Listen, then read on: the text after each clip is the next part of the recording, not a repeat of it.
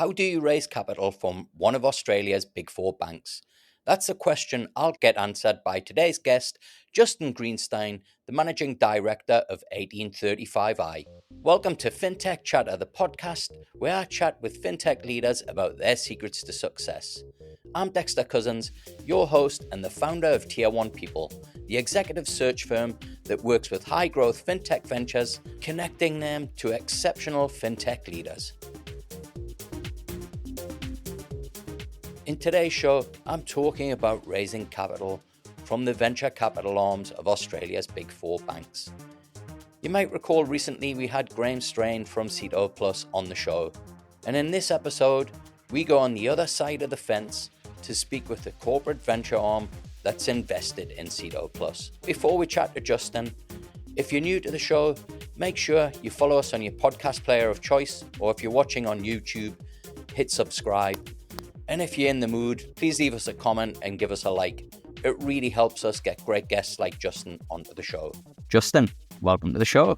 Thank you, Dexter. Great to be here. Great. I'm glad we finally got this into the calendars. Yes, it's like all of our guests. I think it's polite persistence on my part to get everybody on the show because we're all super busy. But thanks for joining me. Thanks for inviting me along as well to ANZ's HQ in Sydney.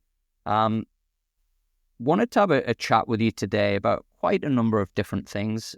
First being, I guess, 1835i and the structure that you have here, and then talk a little bit more broadly about the Australian kind of, I guess, venture capital space and some tips that you might have for founders out there who are thinking about working with a corporate venture capital fund. But first up, maybe as if you could tell us a little bit about yourself. Yeah, sure.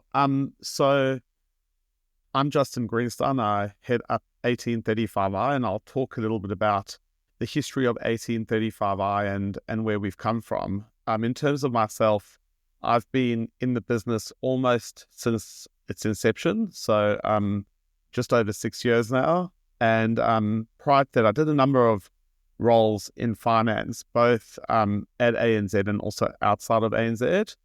And interestingly enough, the last investment type of role I did was in infrastructure. So very, very significant move from, sort of big real infrastructure assets like toll roads and schools and prisons to early stage and emerging technology companies. So it's been a great journey from that perspective. In terms of 1835i, we began as a unit inside ANZ Bank in early 2018. So for those of you on the call and who know a little bit about ANZ and its history, and specifically its most recent history since Shane Elliott took over as CEO, Marty Carnegie joined the bank in 2016 to really start building a digital muscle. She founded a digital division, and part of the capability Marty and Shane wanted to have in the bank was this ability to partner with fintechs, with tech companies that had global aspirations to do awesome things, but most importantly, companies with founders who had a vision and brought a very, very different culture to the bank. So with that vision in mind, we started a business unit called ANZI, really a business unit in the bank, and ANZI was there to do three things. First of all, it was there to source fintech companies that we thought would be good partners and who needed growth capital. So we said, hey, as ANZ Bank, if we can provide some growth capital to these amazing founders, we think that we can get some really great symbiotic benefits going. We can bring a great distribution network of customers to these startups. We can bring, a lot of bank knowledge, really good bank and finance knowledge. And then working with the founders, they bring an amazing culture and brilliant tech minds. And together, if we work with them, we can bring new capabilities into the bank, and we can win, and we can give them access to a great distribution channel and capabilities, and they can win. So that was sort of vertical one. The second vertical we looked at was just partnerships. So we said, hey, sometimes we're going to be working with these companies, and actually they don't need capital. So if they don't need capital, we don't have to invest. But let's use this capability that we're building within ANZI to work with them, because working with founders and startups, and we'll get into this, actually requires a very different mindset around how the bank engages and partners with these sorts of companies. And then the third vertical that we put into place was a lab, which is fundamentally an incubator. And what we said is, there are lots of problems that we see as a bank every day, and we believe that some of these problems can actually be solved by new businesses, but new businesses that no longer don't yet exist. So let us try and source founders. Let's build a bit of a talent factory and build some of these startups ourselves, and treat them like a startup. So, help incubate them within the boundaries of the bank, and then spin them out and put capital into these independent companies with founders. What happened over the first 3 years of ANZI is we learned a number of things. And the most important thing we learned was how difficult that cultural intersection is between banks and founders. And that was really more so from that lab perspective. So if we go back to the investing perspective, I'd say what we were really, really, really good at was putting capital into the companies, putting people onto boards, so our board representatives who really understood startups, how to work with startups, and really had that fiduciary understanding of, helping the company build and grow in the best interest of all shareholders. And we had a job to do in terms of working with the business units in the bank to bring the two together and forge the marriage. So that part was, broadly okay. But on the lab front, what happened was when we were incubating these ideas, we would reach out to people who had founded businesses before, who had a track record. And when we said, hey, come and build these with us in the bank, the first thing they said is bureaucracy. How are we going to build a business within a banking environment where there are bank grade policies and bank grade procedures, etc. Because in order to be successful, we need speed, and we need we need the ability to build within really, really, really open guardrails. So guardrails where we're not going to do anything wrong, but we're not necessarily going to be able to tick 150 boxes before we launch business. So that led the CEO at the time of ANZI, Ron Spector, to come up with this idea of spinning ANZI out of the bank into a separate unit where we could remove ourselves from, the perception of all the bureaucracy and banking guardrails that we had in the bank. So in 2021, Ron and myself and a few other people who were in the team spun ANZI out of the bank and formed 1835I. So 1835 represents ANZ because 1835 was the year that we thought ANZ was founded. It actually, going into history books, Shan reminded us afterwards that it was actually 1827, but we decided we don't want to rebrand. Okay. And we essentially formed an external company that is contracted with ANZ to invest in startups, find startups to partner with, and build new companies. So we still do the same three things, but we operate in a separate company outside of ANZ, which gives us much, much more ability to attract talent into as a result of our policies and procedures, which are akin to those of the bank, but not in the bank. So we can just do things a whole lot faster. Having said that, we remain independent from the bank, but our investment committee, so the people that ultimately approve any deployment of capital, still remain the most senior people in the bank. So we still have Shane Elliott, Farhan Faruqi, Anne Strong, Marley Carnegie, Mark Whelan, and Claire Morgan on that committee, which ensures that we remain honest and we continue to source companies and partners that are strategically important to the bank and that we believe we can work with. Got you. So how would a CVC or a model like 1835I differ to, say, a venture capital fund here in Australia? So in terms of the legal structure that we've got, essentially it's the same. So 1835I is a separate management company. We deploy capital, but we have one LP, and our LP is ANZ. So the difference between us and a traditional venture capital firm is we've got one LP. Traditional VC funds will have a number of LPs. And the reason that we've got one is that every investment that we make, whether it's an investment in a startup or whether it's an investment in a company that we're incubating in our lab, is there has to be good strategic alignment to ANZ's overarching strategy. Now, what that means is we don't necessarily go and invest in loan companies. What we actually do is we invest in companies that we think provide good adjacent products and services to the bank. So we always ask ourselves, if we invest in a company and we partner with them, can we help ANZ attract new customers? Can we drive loyalty within the bank? And can we drive new capabilities within the bank that we think is going to make a remarkable difference to our customers and our bankers? And what that then means is, we're not just constrained to what I'd call Horizon 1 investments, which is, hey, there's a cool tech company that can solve a problem today.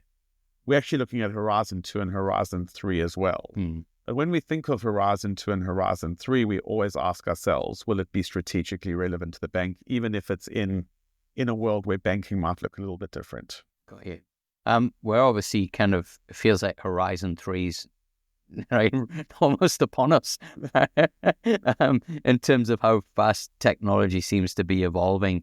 What are some of could you be a little bit more kind of descriptive about some of the kind of technologies and types of startups that you might see as being a Horizon 2 and a Horizon 3 type business? Yep. So a Horizon 2 type of business is a business that we would say is more of an adjacency to ANZ. So what we mean by that is the service offering may not be groundbreaking in and of itself, but what it does to ANZ is actually quite groundbreaking and quite different. So if we dig into an example on what that could look like, perhaps is we talk a lot about homeowners and home ecosystems. And what we mean when we talk about homeowners and home ecosystems is a mortgage business in ANZ fundamentally.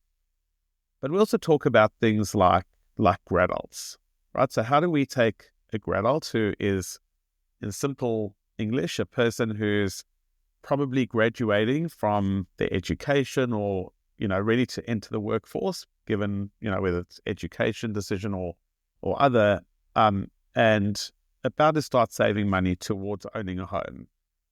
So if we think about a gradult, think about what are they likely to do in terms of their living? Well, maybe they'll rent a place before they can go and buy a home and get a mortgage. So then we start thinking about innovation in the rental space. And, some of the interesting businesses that we've started to see in that space is building loyalty with renters. So we've seen a couple of really interesting propositions, more overseas than here, where startups are partnering with banks to help generate loyalty with that whole renter population. So what that means, for example, is we have a loyalty credit card that you can now pay your rent on. So you'll know if you live here, it's unlikely that you're going to go and be able to pay your monthly rentals on a credit card. So if you give some form of card that you can make your rental payments on and getting data around those people, you can then start building connected commerce around them. So now we go out and we say, well, we know where you live. We kind of know your preferences. We've got a whole lot of people in their data. So now we go within the area in which you live and we start connecting with merchants there. So we know that, give or take, people spend roughly 80% of their disposable income after essentials, so after rent, after medical, after education, all those things, within 5 kilometers of where they live. So you can now start building connected commerce around where people live and they rent. So if you live near, let's say, a Thai restaurant on a Tuesday evening, the Thai restaurant will start offering you discounts because they've got low patronage. So you start eating at the Thai restaurant, and then you start learning, well, Justin's probably got 2 children, Justin's probably married, and they can get all of that because they can see that I'm ordering 4 meals. So what's happening now is through this, ecosystem that's getting built, you're getting really, really, really rich data. And what we're now starting to see is these companies are taking a really, really personalized approach to offering the renters properties that they think they can afford. They've got so much data, and they know where you live, and they know what your preferences are, and they maybe know, which school your kids go to or how old your kids are, that they're saying, hey, here are 4 properties within a similar area to which you live and an area which we think is desirable for you. And these are ones that we think are affordable for you based on all the things we know about you. So that's adjacent. That's, nothing brand new there, but the way these startups are building up data repositories and driving personalization and learning about people's financial position and affordability without having pay slips and all those additional things are really, really interesting. So that's what I'd call a Horizon 2 adjacency. Horizon 3, I think we start stepping into the realm of AI, agentic AI, and probably agentic AI crossing over with crypto to some extent. Yeah. So what we've seen over the past 12 months is a world where agents are becoming, kind of the norm. I think, most people will know about agentic AI and what agents can do. And every sort of few months we're seeing advancements there. But what we're actually starting to see now, and once again, more in the US, and this is very, very nascent, is how AI is starting to move from automation to actually autonomous capability to do things. And what I mean by that is you're starting to see some startups, very early stage, build agents that are, running auctions, for example. When you've got agents that are running auctions, they need wallets to be able to control who they pay, how they receive money, and really act almost like a human being. So I think this intersection of agents and digital wallets and bringing all of that together is what we're going to see transpiring in the next couple of years on a much bigger scale, but still very, very early stages. And with the, I guess, the businesses that you've invested in so far, are there any success stories that you can share? Yeah, so I think there are a number of success stories, and I think you look at success in a couple of ways, right? So one is financial success, and I think if you look at our portfolio, we're an investor in Airwallex, for example, and I think everyone on this who's watching this will know that Airwallex is one of Australia's really, really, really great success stories. So amazing investment, amazing founder and team who've done great things. We also look at strategic success. And what that means is what has the company been able to do with ANZ to drive that new customer loyalty, new capability within the bank. And, if you look at some of what we've done, we can take a company like Cash Rewards. So we invested in Cash Rewards in 2020. We then privatized Cash Rewards in late 2021. Cash Rewards is now integrated into ANZ Plus, which is ANZ Bank's new digital capability, and we are we really we're starting to see some good integration between the two companies. Now, with that, not only are we simply giving ANZ customers access to Cash Rewards, but we're actually helping with financial well-being of the ANZ customers. And there's a live early proposition that's already in place, but a lot more to come there. Yeah. So lots and lots of work that's happening there. So that's really interesting example, actually, Justin, because if I think through, typically what tends to happen when there's an acquisition of that nature, the business gets absorbed into the bank, and then you lose all of the kind of benefits of having a nimble, small, agile business. How have you managed that transition? Where the Cash Rewards is now part of the bank, but still it's able to keep that agility. So it's not part of the bank, and that's not magic. Right. The same way that 1835i is not part of the bank, Legally, neither is Cash Rewards. Right. So what we did is we kept Cash Rewards as a separate company. Cash Rewards is not part of ANZ. It's a separate company with its own identity, its own culture, its own processes, its own policies, like 1835I. What that means is we've been able to retain talent within Cash Rewards who, people that were there before, almost from the outset. But we also keep a separate board in Cash Rewards. So while there's a level of governance over the performance from an 1835I investment committee perspective, Cash Rewards has its own board. And the chair of the board, for example, is the person who used to be the CEO of Flybars, John Mirakovsky. So John comes in, he's run Flybars, he understands the loyalty space really well.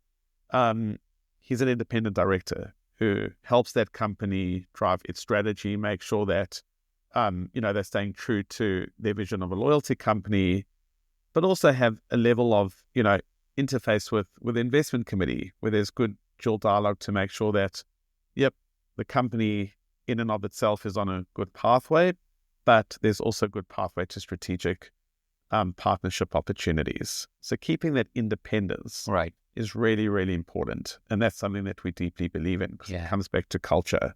And we want to keep the culture of ANZ separate to the culture of these startups that we're working with.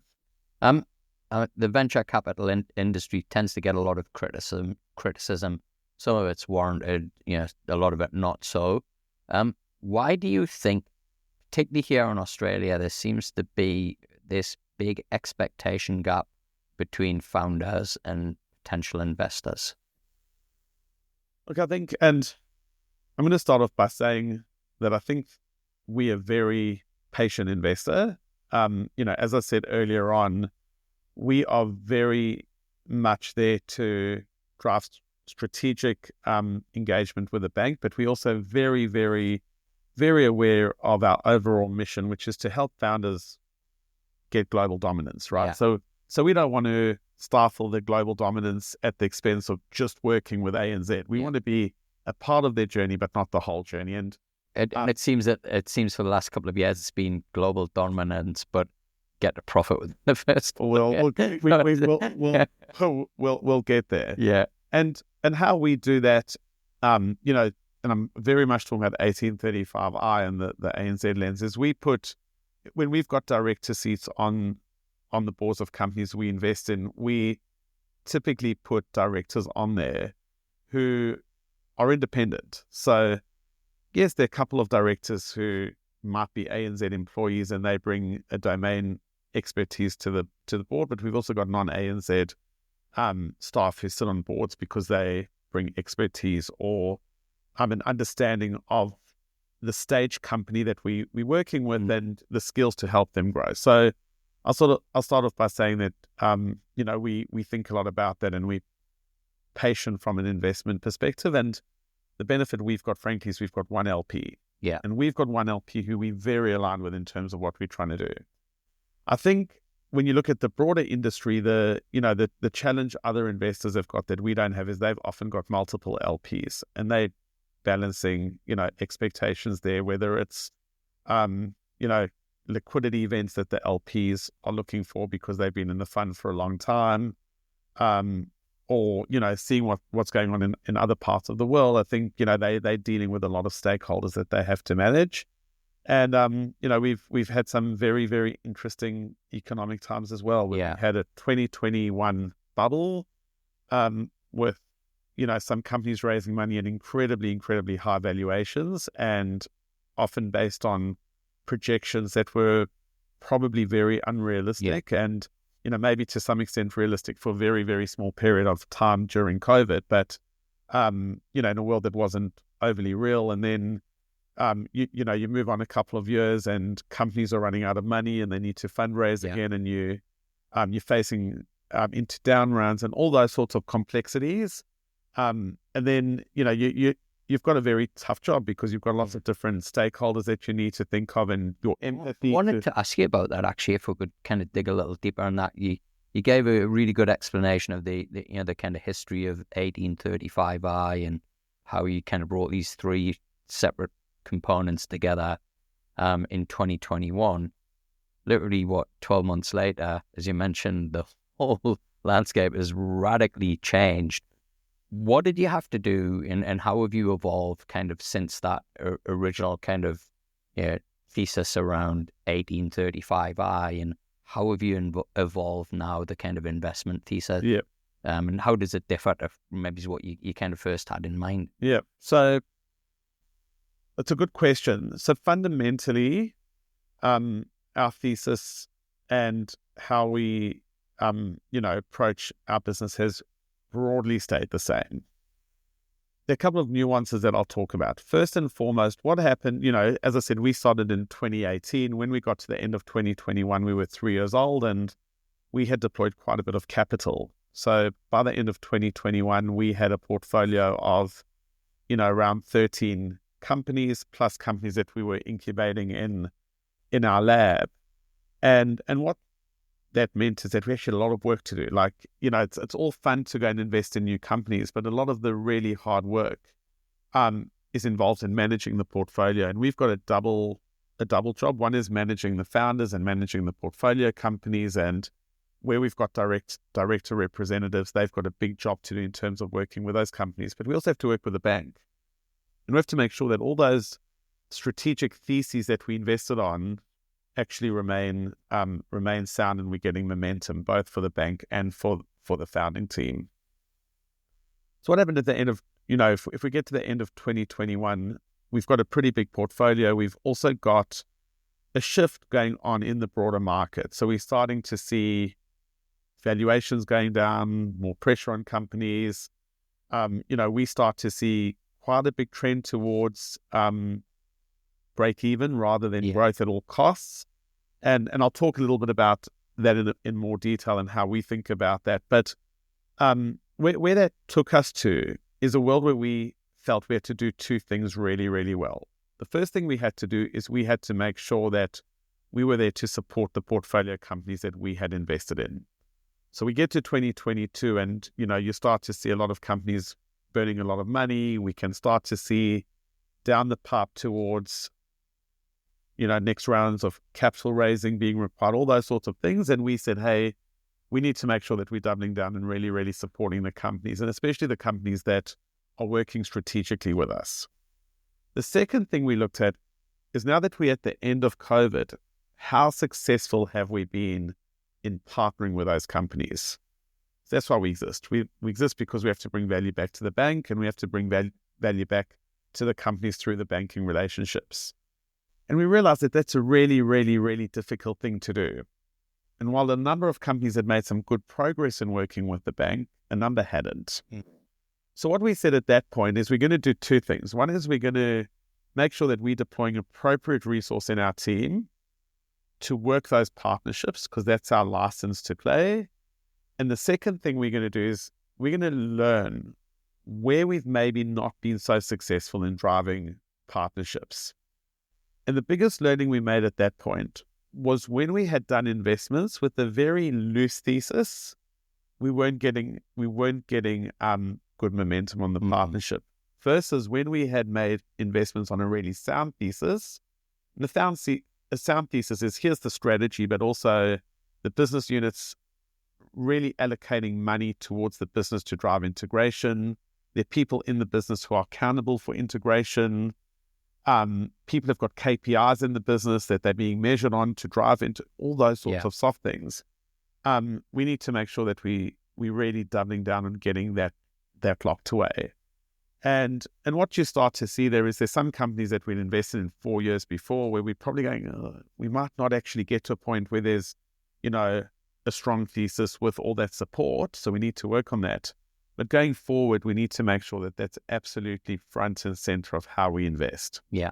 So if you look at a recent investment that we made, which was an investment done late last year in Citoplus, we had done a very, very solid piece of strategy work with the business. So we said, hey, where's this commercial broker space going? What do we as an organization believe? And we believe that, digital technology, that's where we need to be playing in. We thought that the founders of Citoplus were really good. They've worked in banks. They understand the space they're working in.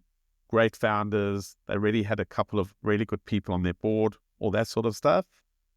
And then we sat with the business unit and we said, okay, if this is the strategy that we're putting in place, do you have committed funding to drive the integration? Do you have accountability from a KPI perspective, so on and so forth?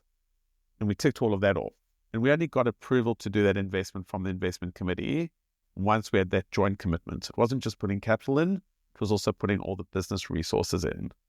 So to summarize all of that, post 2021, we want deep conviction on that strategic partnership and conviction that the business has bought into it. And we also want to make sure that we are actively supporting the companies that we've invested in. And when we say actively supporting them, that's not just driving them to break even or profitability. That's very important.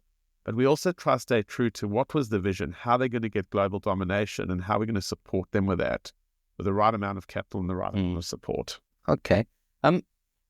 Now, there's also a perception, I think, with VC that they're sitting in an ivory tower going through their LinkedIn inbox, just replying to intermittently to people who pitch their business. Could you give us what the reality is of how you go out and actually find opportunities and potential partners for the bank? Yeah, so we've got a few ways of doing it, right? So first of all, we've got a local dedicated investments team, and that team are comprised of people who have worked in the startup ecosystem and investment ecosystem for a number of years, often multiple years. So those people have just got a really, really good network of other investors in the space, but also they're well connected to founders, either because they've worked, even in the university system where they've invested, in commercializing startups there, or they've worked as operators in startups, so on and so forth. So there's a really, really good network that we formed there. We've got the bank, which is a great source of deal flow. I don't think anyone would appreciate how many founders go straight to Shane Elliott and say, hey, I've got a startup we think is interesting, and then Shane will put it into our team. So the bank's a really, really great source of investment. We've also got venture partners, one in the US and one in the UK, people that are very, very well connected. So for example, our venture partner in the US was one of the early Standard Chartered Ventures people in the US who has built an incredible network there, both with investors and founders. So we get great access to opportunities there. And then just being active in the ecosystem. So being active through Intersect, being active through Launchvic, attending events and just having networks there. So deal flow is no issue. There's loads of deal flow. I think coming back to your question, for us, and we have to be, super honest about this, we play in a very thin space. Yeah. We play in a space that is, as I said, it's on the fringes of fintech. It's not always just pure financial products. It's very much on the fringe, but that takes you into, much more constrained territory. And then within that, we have to go, well, we have to be looking for companies who can work with ANZ, because working with ANZ, you need to have a level of maturity. You have to have a team that is of an adequate size, because there'll be some things that, we need to do to drive partnerships.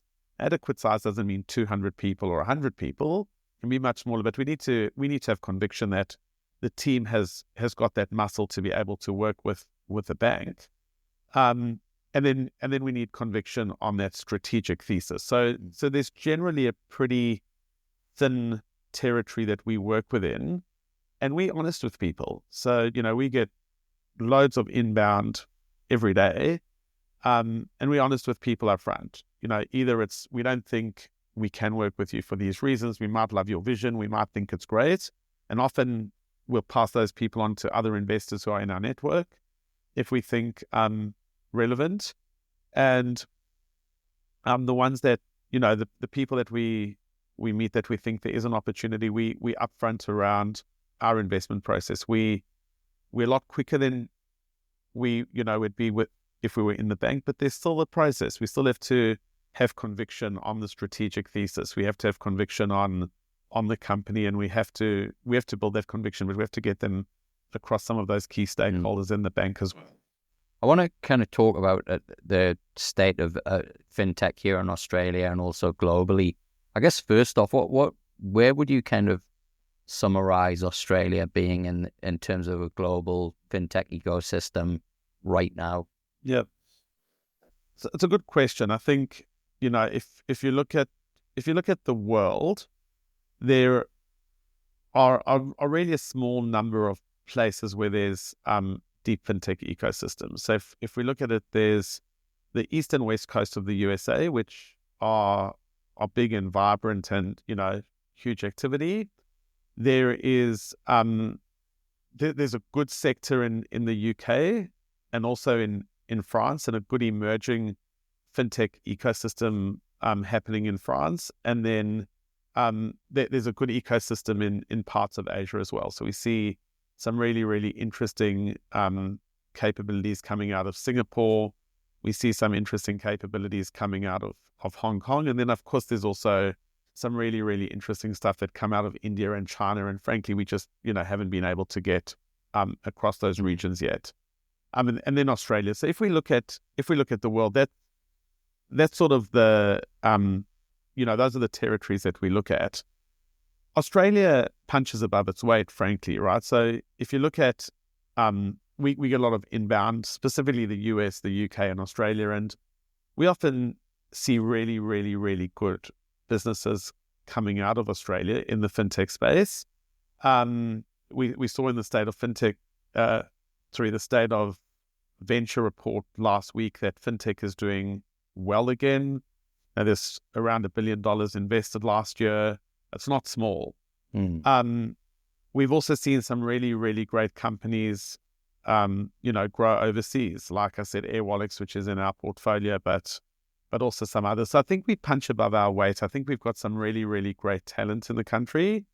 I think, you're getting some very, very, very good banking talent coming out of the banks and starting to build their own fintechs. And in the state of venture report last week, we saw some really, really good funding rounds coming into some of those larger fintechs that are emerging here. So I think Australia is doing well and it's punching above its weight. I think, I'm going to put an obvious statement out here, but there's just a different risk appetite here compared to other countries.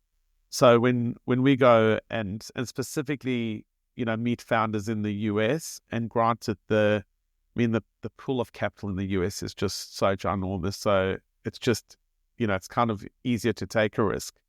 It's absolutely phenomenal. So people there have just got a very, very different approach to risk taking. And you've also got some really, really great infrastructure like Y Combinator, for example, which starts to infuse, culture in that really young generation of founding businesses, being an entrepreneur from the day you leave university. I just don't think we've got there yet here, but I think the university system here is starting to get a lot better in terms of getting people to think about founding their own businesses.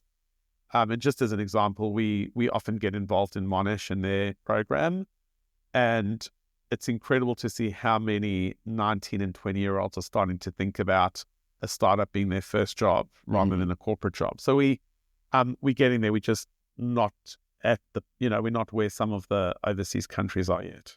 Sam, the $50 million question could become $5 billion. You've just set up your own VC and you got a $50 million check to invest. Where would you invest it? And what's the one big, bold idea that you would back with $50 million? So 50 million's a very, very significant number. Yeah. And I guess it depends if you are, if you're talking seed round or late stage check. So let's assume it's an earlier stage check. It's earlier stage. It's something that's got you excited that you think this is truly going to change. Now I think so. I'm going to put two hats on here. So as I said earlier on, we're seeing some incredible Horizon 3, ideas coming up. As I said, the intersection of AI agents and digital wallets and, sort of that convergence between AI and crypto. But I'm also going to say, we still invest for a bank, and that is still very, very, very bold and very new. So I'm going to go back to, as a strategic investor in a bank, where would I put that money? One of the big problems that banks face, but much broader than banks, and this is going to sound really boring to people, but one of the biggest challenges is managing non-financial risk. So if you think about the Royal Commission into Banking, all the issues around non-financial risk management. If you read the papers, you see, whether it's, there were frauds, there were scams, and this sort of failure to detect or manage those non-financial risk incidents early are constantly a point of contention.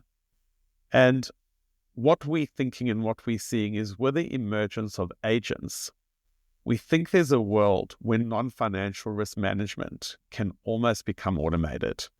Right, so what that means is, and this is relevant for people that aren't even in banks. If you're on a not-for-profit board, one of the big things you have to do as a board member is the risk management of this organization intact? And often directors sit there and they're like, how do we know? This is all sort of theory to us. Yeah. If you can build agents that go, yep, we know what your key risks in your organization are, whether you're a bank, whether you're a hospital, whether you're a not-for-profit, and we can understand what controls you've got in place to mitigate those risks, and we can test those controls to know that they're working. If you can build agents to do all of that, I think you've got a multi-billion-dollar business.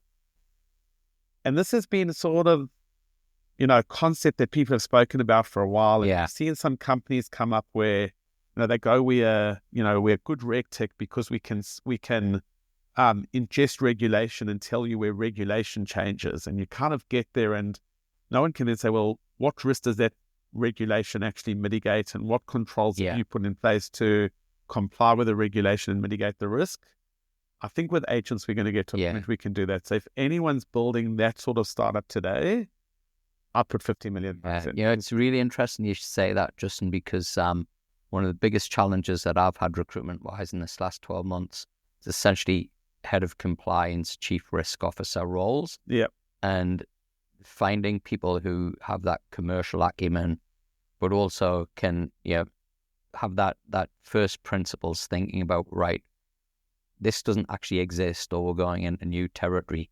What are potentially some of the outcomes or probabilities of those outcomes, and how do we mitigate against them?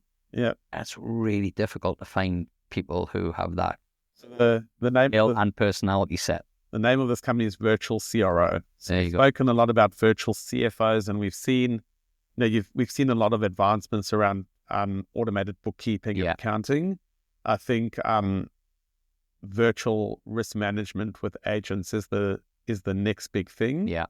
And I remember I was in Silicon Valley in 2019 and speaking to companies around this problem, because once again, with my ANZ investor hat on, we talk about RegTech and what do we think opportunities are. And we're seeing companies that were doing some kind of interesting things with machine learning, specifically around the regulatory ingestion space. And you couldn't get past that into what are your risks, what are your controls, how do you test them? But we're getting there now. So my $50 million check would definitely go into that.